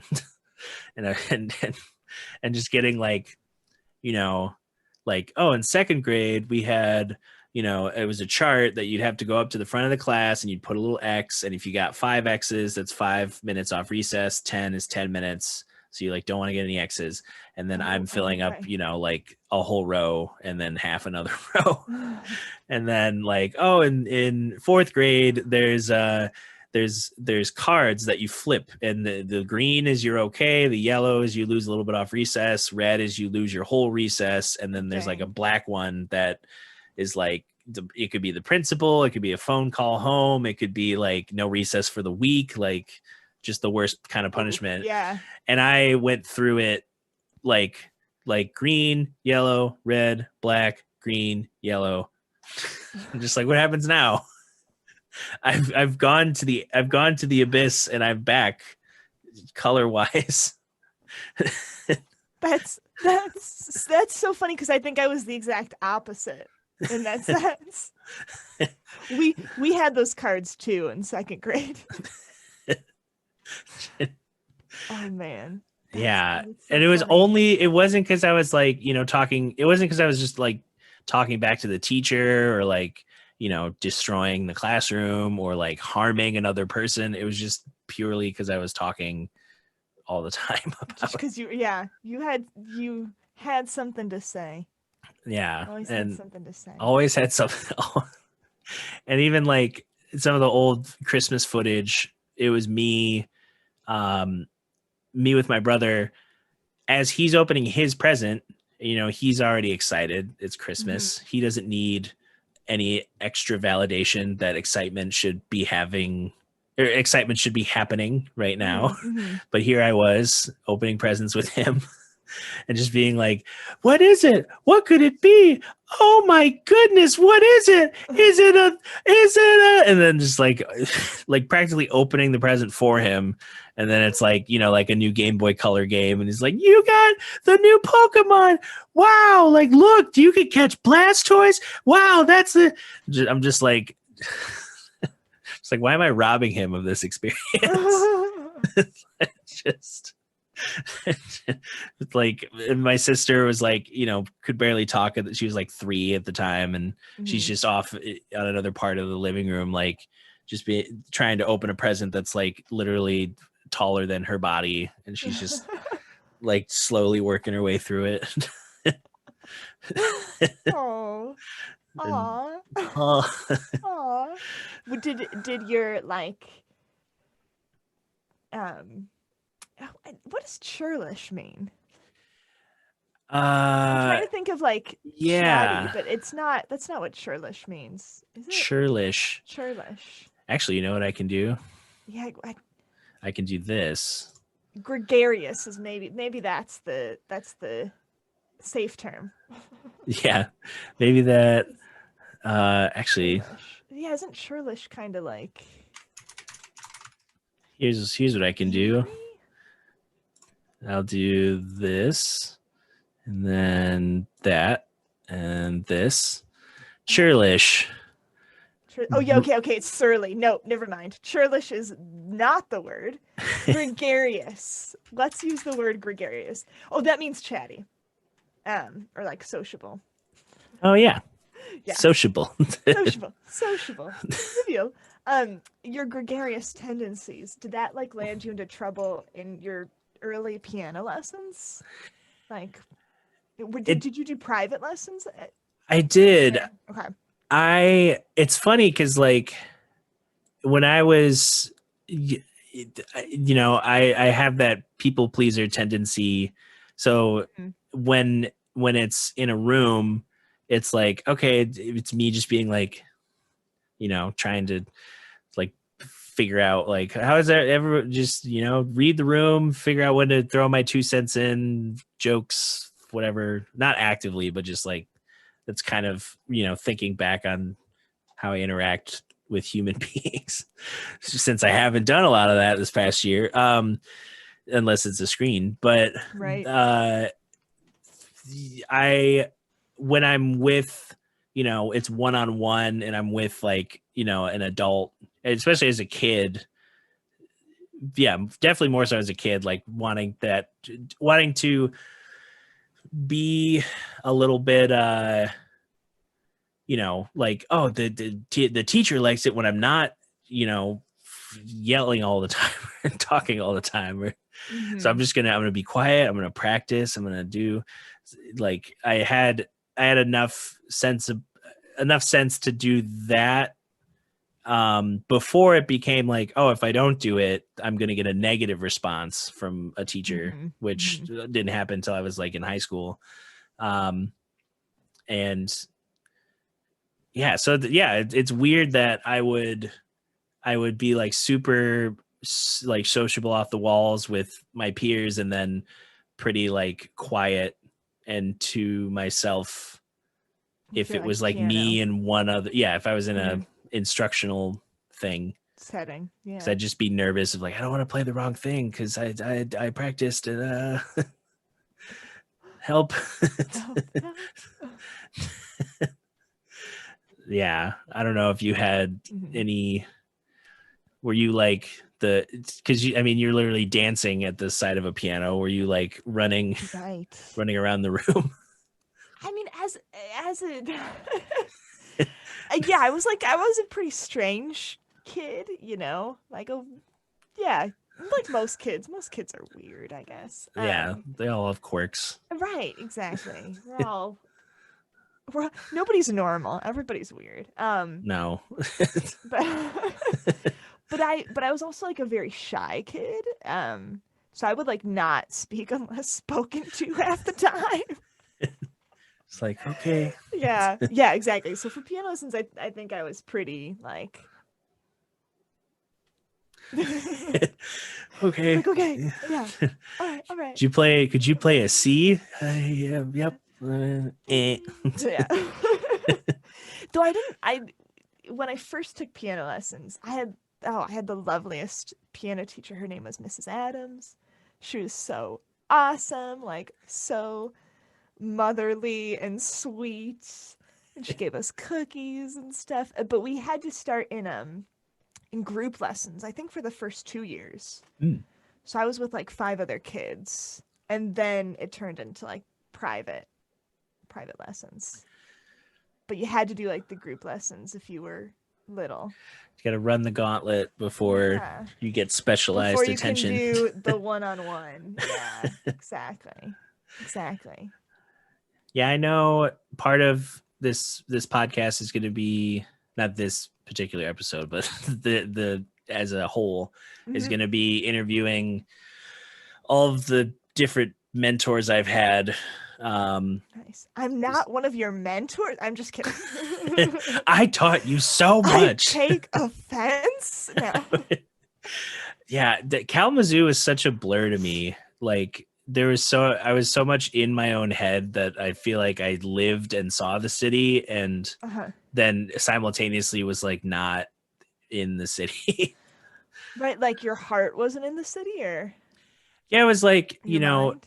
Yeah, it was like my part of it was like, okay, most of my work was elsewhere, so I would like, have to drive up to GR or drive up north, or another part of it was like just being in my own head about I don't know. I remember like I vividly remember sending an email about like feeling that kind of imposter syndrome-y thing. Absolutely. Where you're just like, I don't know anything. Why do I get all this money to go to this school? And it's like, now I'm like, because you go to a school to learn, stupid. That's why you get, it's like, if you knew everything, you shouldn't have gone to the school. Yeah. Why am I here? I know nothing. Why would you be there? Exactly. Yeah. So I was, I was like sending an email, like, I feel like, I just want to make sure I'm like doing the right things. And like, like I feel like other people be doing more, I'm looking at, all the people who are, I mean, I said I didn't want to do any teaching, but people who were like, teaching courses, planning coursework, going out to the jams, going to, I don't know, all these different things. And I was just like, well, I work at Southridge, which is it's in Portage, so it's like kind of outside of Kalamazoo, and then every gig is further north. But yeah, well, and I just think of like I'm trying to think why I brought that up. We're talking about Kalamazoo. Oh yeah. Oh, just like reflecting on just like these moments in time that, you know, it's like I did do things. I have a piece of paper that says I did things. I have people I know that can confirm I was there doing things, but it's just a lot of like I don't know. It might have also been my living situations of like living with theater people and having just like, you know, 3 a.m. everyone's coming in wine drunk, yelling about professors, and I'm on the first floor, and it's just like I can't. This isn't comfortable. Oh yeah, that's rough. And then the second year was like, oh, I'll try living at like Spindler Hall. It seems like it's, you know, it's tiered towards, you know, international students, adults coming back to study. Like it's a little bit more chill, but it was also like an older building. So it was very like, you know, tile floors and very cold and like a very like almost like a clinically uncomfortable mattress. Yeah. and just not having the right, not a comfortable place to like call home. Yeah, it's like old heating, so you know, like the old boiler type of heat. So it would either be really hot or I'd have the window open and it'd be like freezing. I'm just like, well, that might have had something to do with it. That's tough. Yeah, no, that's tough. Ugh, yes. I gotta say, I think Kalamazoo, like, that was probably my best chapter, or my favorite chapter of life so far. Yeah, which is, you know, I've hear that from a lot of people, which is good. Yeah, but everybody has their own experiences, you know. Yeah. Well, and you know, it's like trying not to be in my own head about stuff. I feel like that, you know, that's something I had. That was, you know, it's like you work through that, and then, all right, coming out the other side, you have a little bit more perspective. And you can't really, you know, I try not to dwell on like, man, I wish I would have done more, because now like the union's closed. Like, it's like I wish I would have done more jams. It breaks my heart. Ugh. Yeah, it's like so.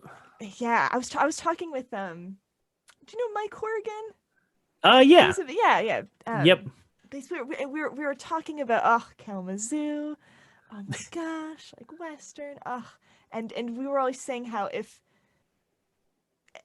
he'd always pictured coming back to Kalamazoo, he would just go to the Union and grab a drink, you know, like that was what he would do. And that's what I imagined me doing too. Like, all right, when I go back to Kalamazoo, I'll just go to the Union. Yes, like the old days. And now you can't do that.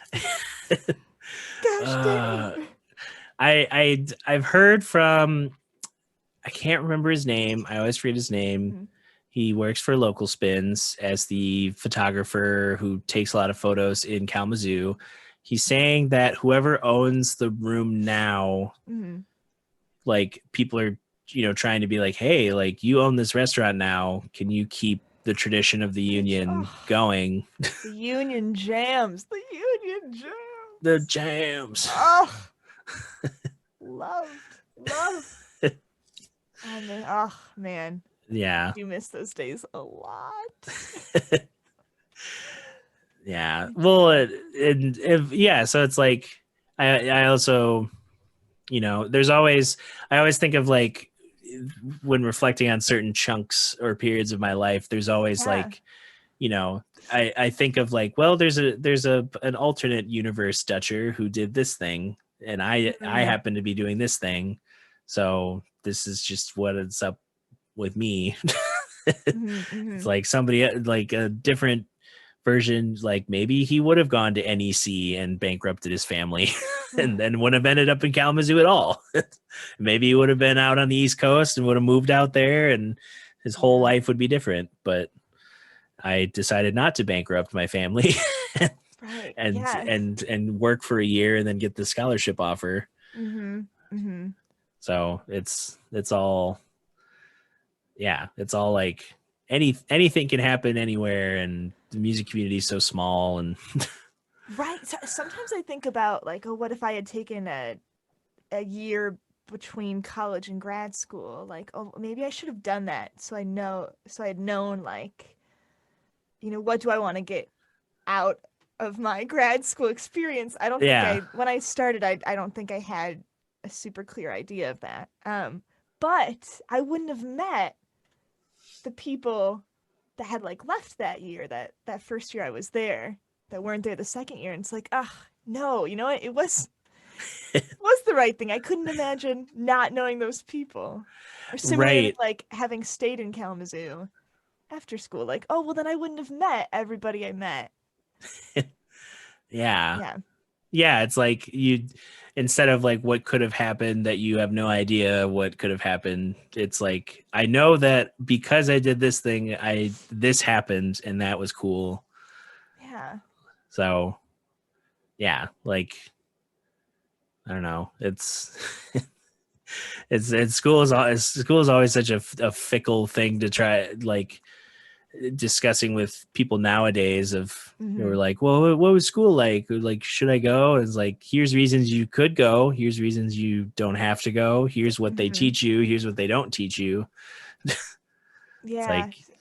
The experience of music school, I think, is so different for everyone. Yeah. Like some people, I think, get a lot out of it, whereas others thrive a little more not in that environment.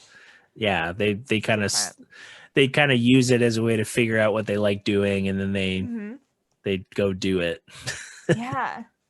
Like for me, almost, I would say I didn't feel imposter syndrome as much when I was in school, when I was in Kalamazoo, but now having moved, I feel it very, very deeply. It's almost like the exact opposite of you, maybe, where it's like in school, like, oh yeah, no imposter syndrome, like maybe a little, but it was like a healthy amount, you know, right? Like, oh, should I be doing this? Yes, like, yeah. The answer is yes. But then moving, it's like, oh my gosh. Yeah. This whole city doesn't care about me. Like being out of school, yeah. That's changed, I would say. Yeah, that's like, I don't know. There's a dude who moved into the area recently, bass player, who everyone I've talked to that's a bass player, they're like, yeah, this dude's like, you know, he's earned his stripes, he's toured the world, he's played, you know, with all these artists, he's very proficient bass player. And I was like, that's cool. And then I like hit him up and I was just like introducing myself, like, hey, just, you know, in the area, we have a mutual friend, and, you know, like just saying hey. And like, I'm sure you've probably got, you know, enough set up with your career and all that. And he was like, well, not really. If you got any info or advice. And I'm like, I don't want to, that's like what I want to avoid, is like, if I go somewhere else, I have nothing that can connect people to what I do.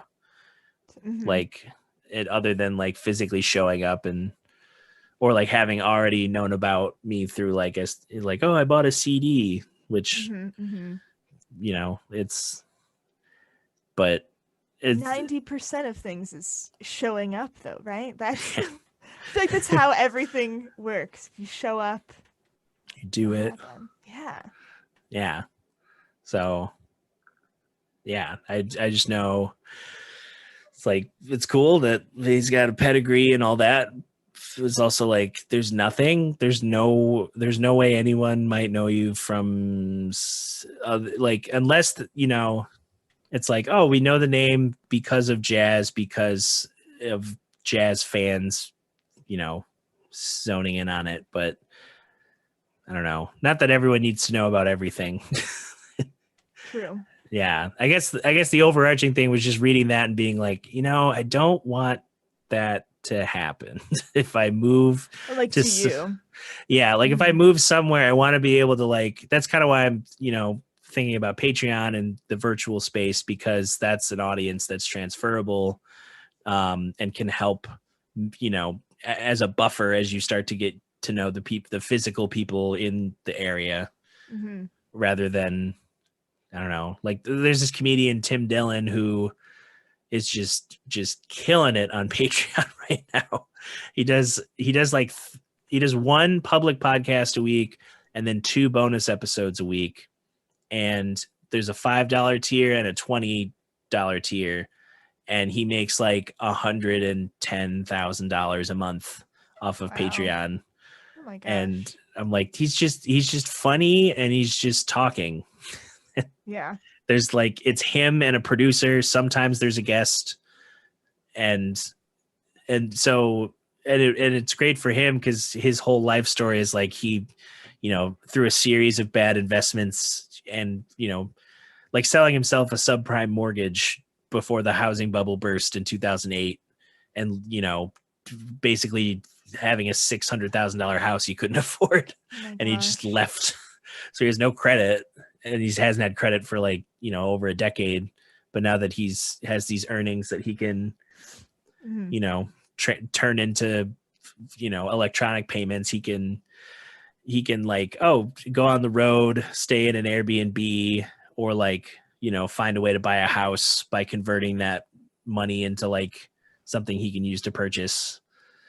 Not saying that would happen to me, make $100,000 a month on Patreon, but like, I just see for him, the benefit of like, he can travel a little bit. He doesn't have to always be on the road. He can do stuff, like, I'm going to spend like last year, he would just, like, I'm going to spend a month in the desert. I'm going to spend a month at this Airbnb on the coast. I'm going to, spend a month in Texas. I'm going to spend.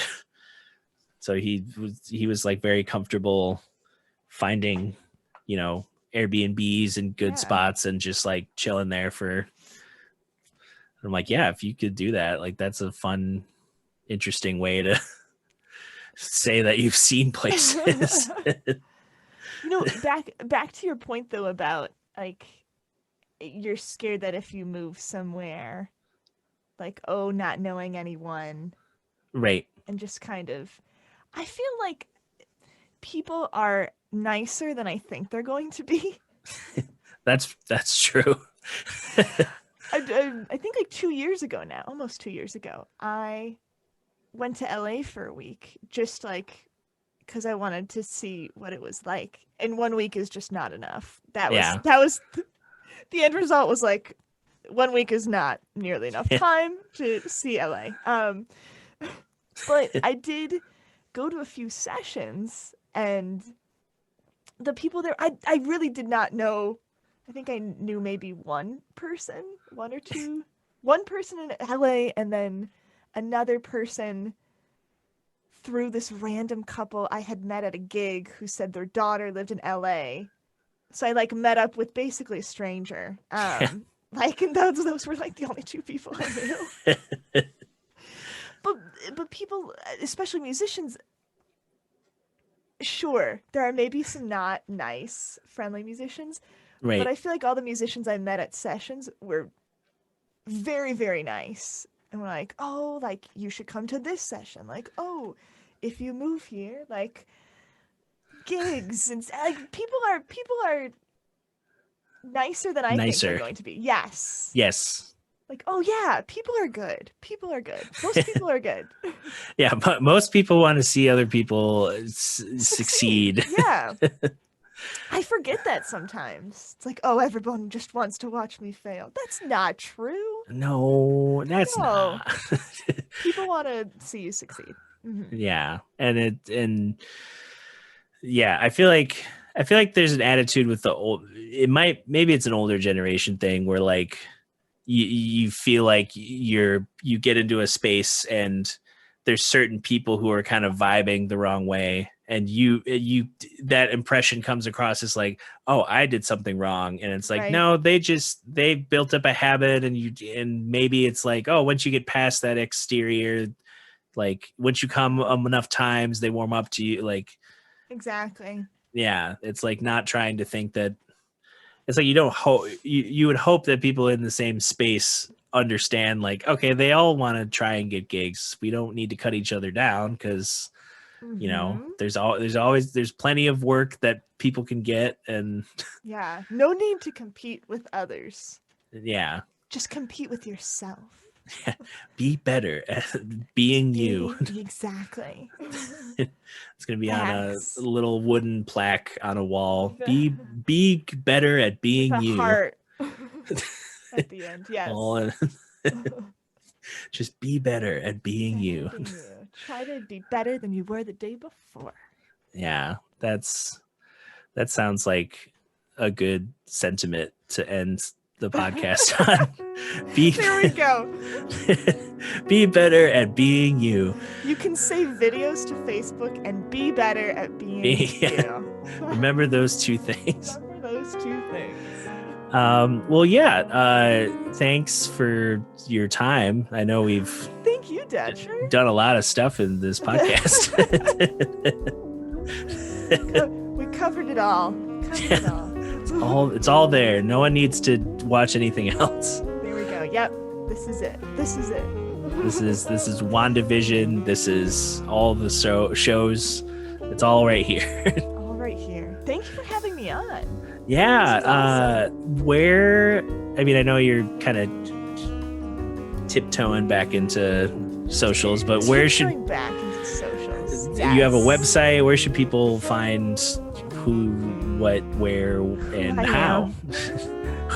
Who is Meghan Stagl? Just text me. No. Here's my number. Let's see. I'm in Chicago, but I do have a website.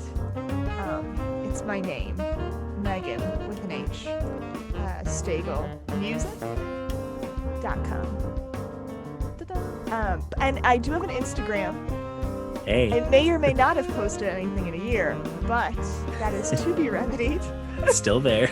Yes, my Instagram is because you have to have that. Yep. Stags, Stags, Bagel. Stags Bagel. Yeah.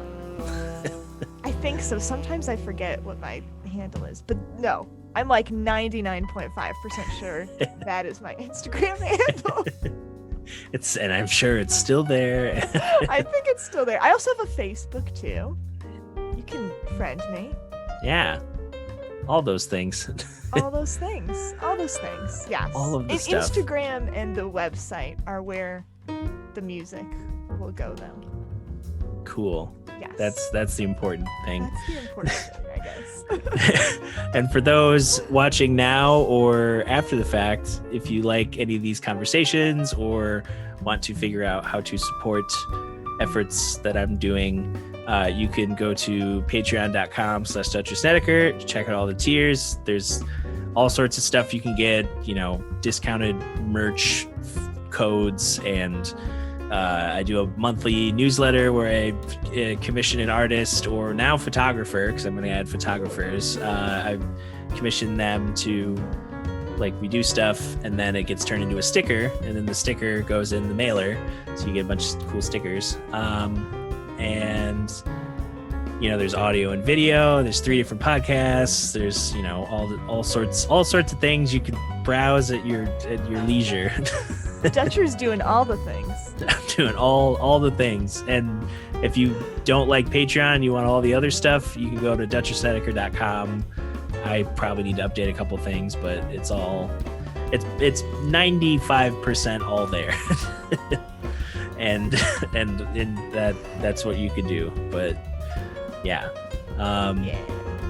Cool. There really isn't a way to fade out live, but